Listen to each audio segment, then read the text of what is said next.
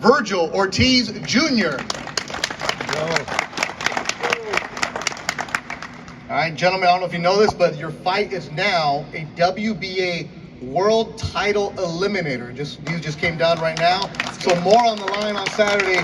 The winner of this fight becomes the mandatory in the WBA. Vergil, I know you said it. Hey, I want to fight somebody. Now you've done it, right? Now you have the chance for the mandatory. How's that feel? I mean, it feels good. You know, of course, I got to get past Michael on Saturday, so we're not going to look past him. But I'm very grateful for this fight being an eliminator.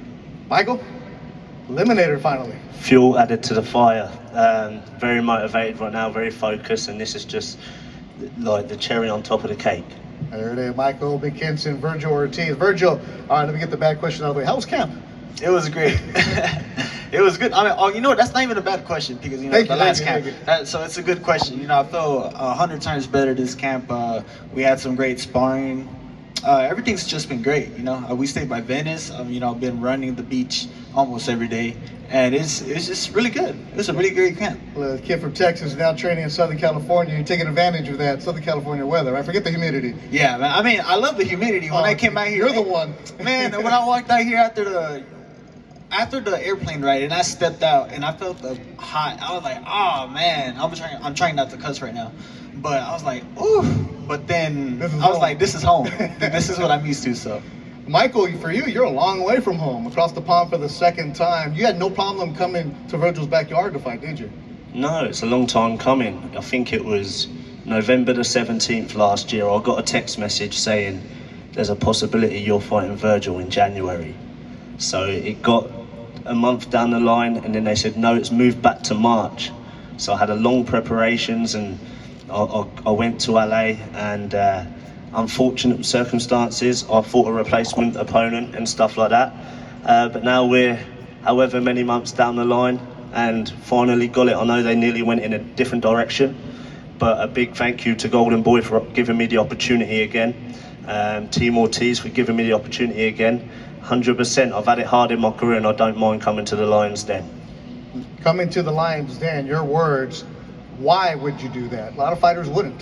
You heard them saying that they wouldn't. A lot of fighters ain't Michael McKinson. I'm mentally cut different than a lot of people. You surprised he came? No, not really. I mean, he wanted to fight before, so why not fight again? I mean, nothing changed, so.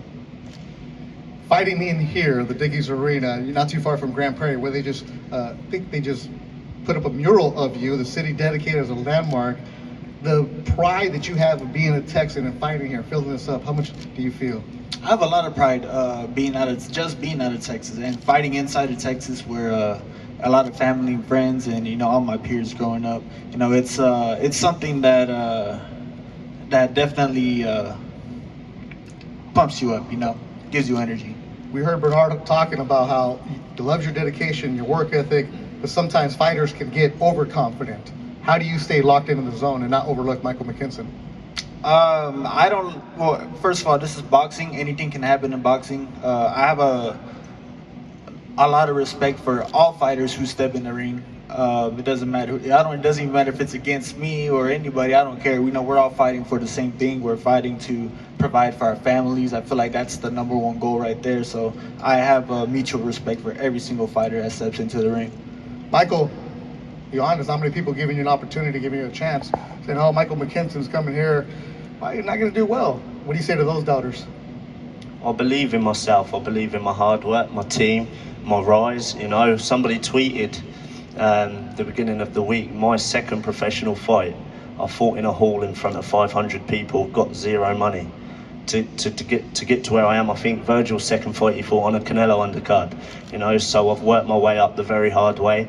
I deserve to be here. I deserve to be in. I deserve my opportunity, and I can't wait for Saturday night. Your final words, your people watching, it's Portsmouth, England, right? Not a Man U fan, not a Man City fan. Portsmouth is your squad. It's a hard-working town on the port. What do you have to say to them? Yeah, I know I've got a lot of people back home supporting me. Not just in Portsmouth, in the whole of the UK, there's a lot of people rooting for me. And I promise I'll make you all proud.